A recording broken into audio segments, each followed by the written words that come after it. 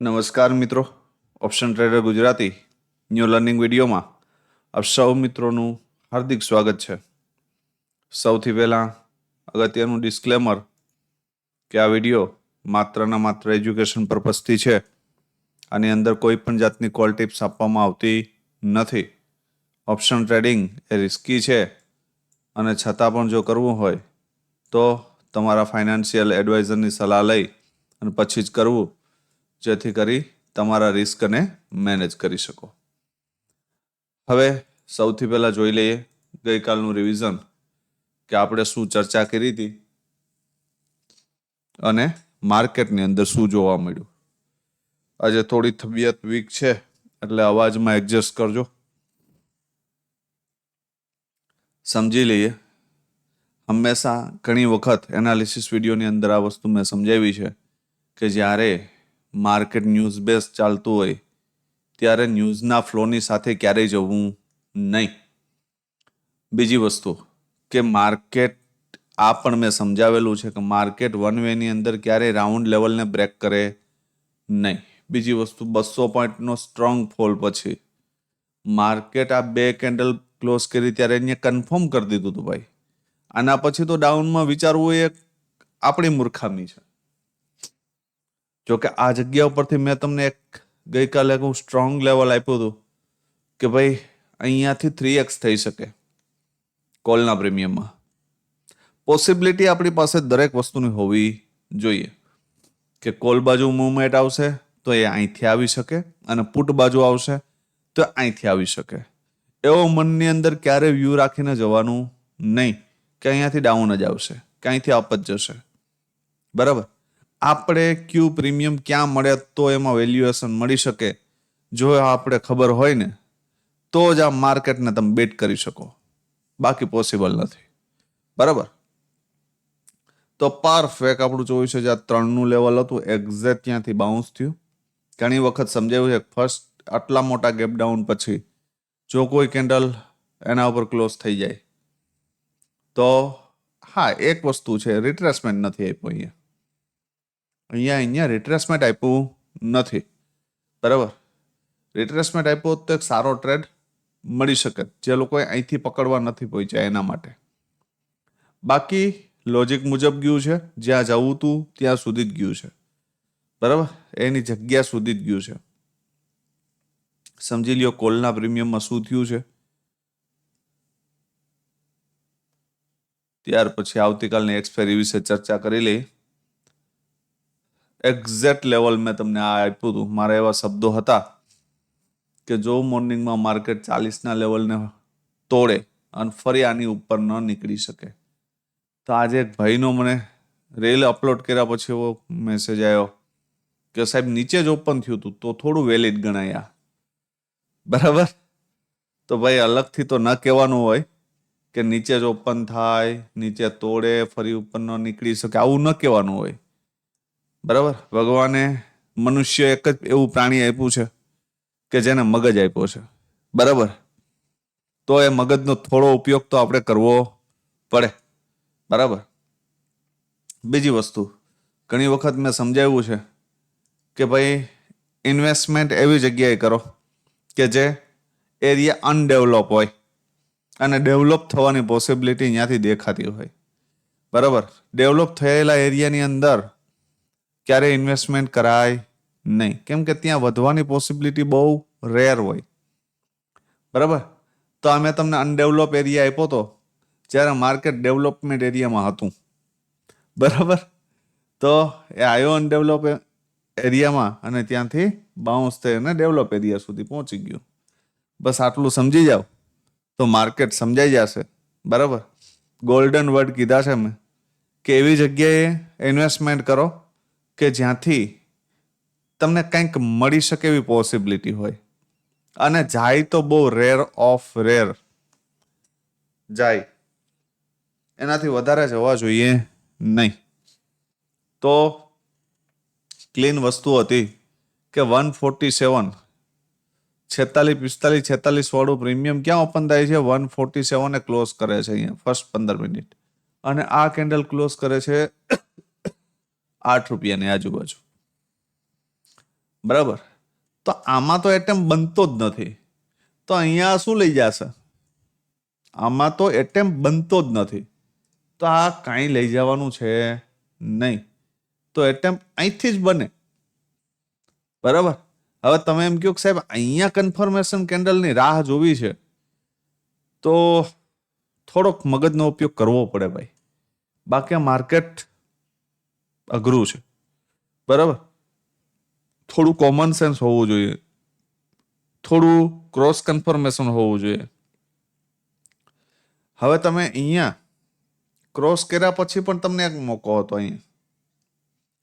બરાબર. આપણો એક સેટઅપ છે કે ફર્સ્ટ 15 મિનિટના હાઈની ઉપર એક કેન્ડલનું ક્લોઝિંગ આવી જાય તો પછી એના રિટ્રેસમેન્ટ ઉપર એક એન્ટ્રી કરી શકાય ને ક્લોઝિંગ એરિયા સુધી જઈ શકે. બરાબર. આવો કંઈક નિયમ છે, મેં શીખવાડેલો છે, પણ એ નિયમ મારે યાદ રાખવાનો છે, તમારે નહીં. બરાબર. તો સમજદાર મિત્રોને ઈશારો કાફી.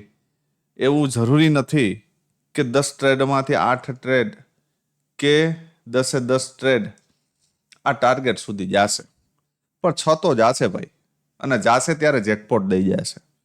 બરાબર. બાકી 4માં કે 3માં કે 2માં એસએલ આપશે તો 10 પોઈન્ટ કરતા. આપણે એવા કોઈ દાતારના દીકરા તો છે નહીં કે 10 પોઈન્ટ કરતા વધારેનો એસએલ લેવા માટે તૈયાર થાય. તો લઈ જશે તો 2 વખત કે 3 વખત 30 પોઈન્ટ લઈ જશે ભાઈ, દઈ દેશું દાનમાં, શું વાંધો છે? બરાબર. તો આટલું સમજી લ્યો તો પણ સારું છે.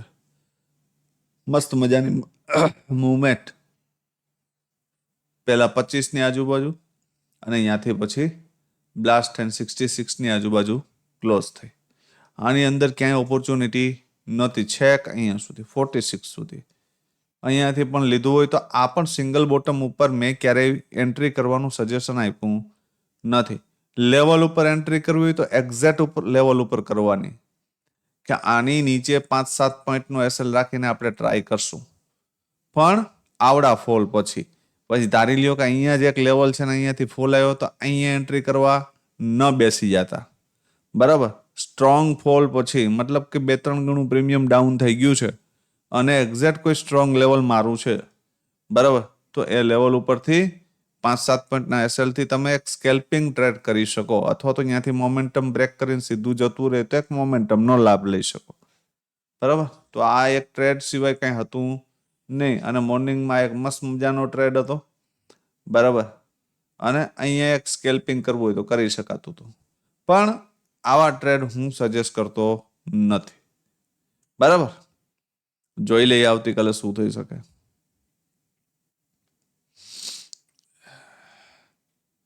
હવે એક વસ્તુ યાદ રાખજો, રેન્જ થોડી મોટી છે.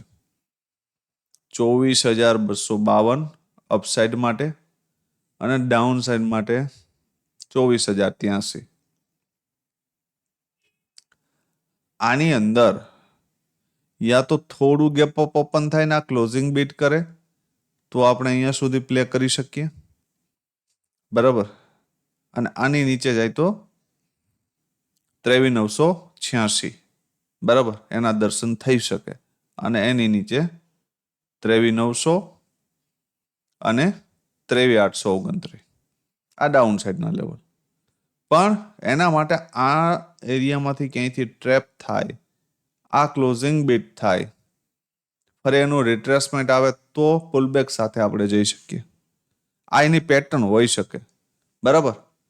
અપસાઇડ માટે ઉપર નીકળી જાય, આની ઉપર એક સ્ટ્રોંગ કેન્ડલનું ક્લોઝિંગ આવે ને ફરી આ ક્લોઝિંગ એરિયા બેટ ન થાય અને અહીંયાથી સપોર્ટ લેતું દેખાય, 24,377ના દરવાજા ઓપન થઈ શકે. અને એનાથી ઉપર નીકળે તો 24,450થી લઈ અને 471. બરાબર. હા, આ ઝોનની ઉપર કે આ ઝોનની નીચે નીકળું તો એક નાનો એવો પુલ બેક મારવા દેજો અને કન્ટિન્યુએશનમાં જતા રહેજો આ રીતે. બરાબર. પણ આની વચ્ચે હોય તો ઉપરથી નીચે ક્લોઝ કરે, રિટ્રેસમેન્ટ આવે તો અહીંયા સુધી, અથવા તો આ એરિયામાં ક્યાંક ઓપન થાય, નીચે બ્રેક કરે ને ફરી ઉપર નીકળે તો અહીંયા સુધી. બરાબર. આ સાઇડવેઝ માર્કેટની પેટર્ન મેં તમને કીધી છે કે જો આ બે ઝોનની વચ્ચે રમવાનો પ્રયત્ન કરે ને તો આ રીતે પ્લે કરજો. બોટમથી બાય ટોપથી સેલ, અને એ પણ ટ્રેપિંગ હોય તો જ, બાકી નહીં, ડાયરેક્ટ નહીં. હવે પ્રીમિયમ જોઈ લઈએ કે એમાં શું થઈ શકે.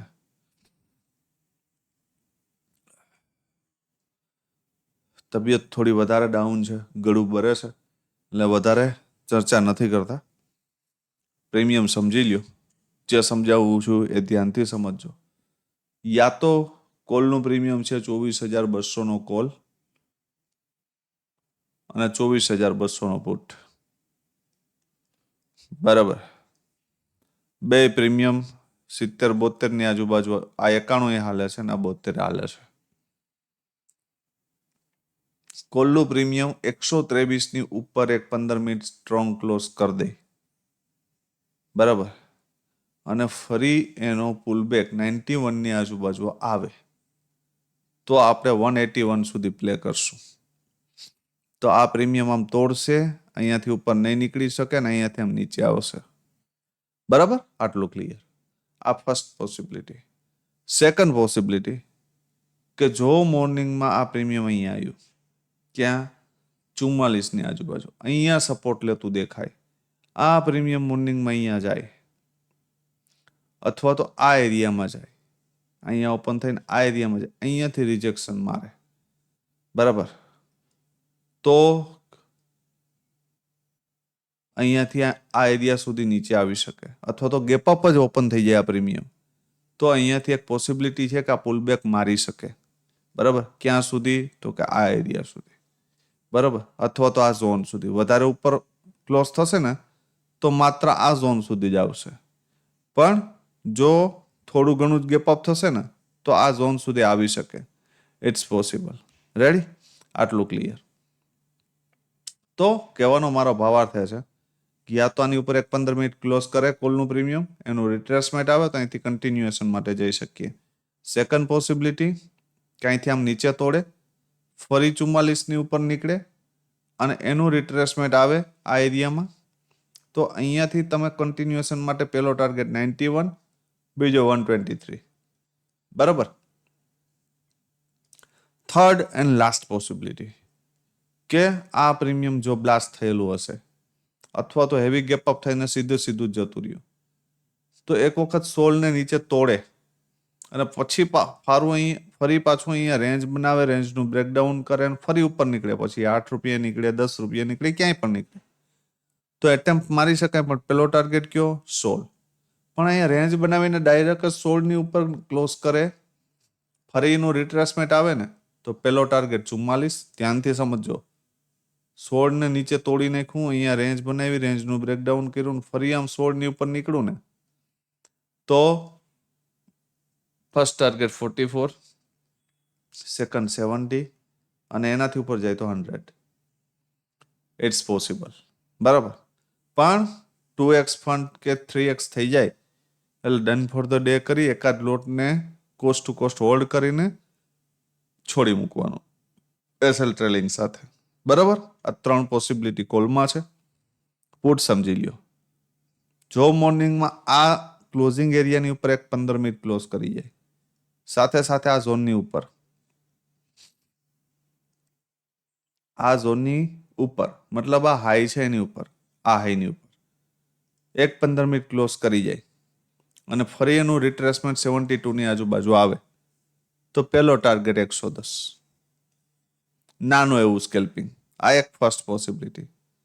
મોર્નિંગમાં 42ને બ્રેક કરે અને ફરી નીકળે તો એના રિટ્રેસમેન્ટ ઉપર એન્ટ્રી કરી શકાય. પહેલો ટાર્ગેટ 72, બીજો 110 અને એનાથી ઉપર નીકળે તો 149. બરાબર. આ 3 ટાર્ગેટ ડાઉન સાઈડ માટે. ધારી લ્યો કે આ premium market heavy gap up open થયું અને મોર્નિંગમાં 7 રૂપિયાની આજુબાજુ મળી ગયું, તો અહીંયાથી એક ઓપોર્ચ્યુનિટી 42 સુધીની છે અને સેકન્ડ ટાર્ગેટ 72. પણ અહીંયા સપોર્ટ લેતું દેખાય તો અને તો જ 2x કે 3x ફંડ થઈ જાય એટલે 80% ક્વોન્ટિટી બુક, 20% C2C સાથે હોલ્ડ. બરાબર. આવું થઈ શકે. બરાબર. તો આશા રાખું છું કે આ વસ્તુ તમને ક્લિયરલી સમજાણી હશે. આપ સૌ મિત્રોની 1400 વ્યક્તિઓ જોઈ છે અને 40 જ કોમેન્ટ આવે છે, તો આવી કન્ડિશનની અંદર વિડીયો બનાવી હશે, આનો કોઈ ઉદ્દેશ્ય સાર્થક થતો નથી. મિનિમમ 200 અથવા 300 કોમેન્ટ આ વિડીયો નીચે આવવી જોઈએ ભાઈ, તો જ આ વિડીયોની સિરીઝ છે ને ફ્રી એ ચાલુ રહેશે, બરાબર. બાકી આટલા એફર્ટ પછી જો તમારો એક રિવ્યૂ નથી આવતો તો કોઈ મતલબ થતો નથી. તો આશા રાખું છું કે આ વસ્તુ તમને સમજાણી હશે, બરાબર. તો આજે આપ સૌ મિત્રોએ શું કર્યું છે એ પ્રોફિટમાં જણાવજો. કેટલા ગણું ફંડ કર્યું છે, 10x, 5x કે 3x, જે કંઈ પણ કર્યું હોય તે કોમેન્ટમાં ખાસ જણાવજો.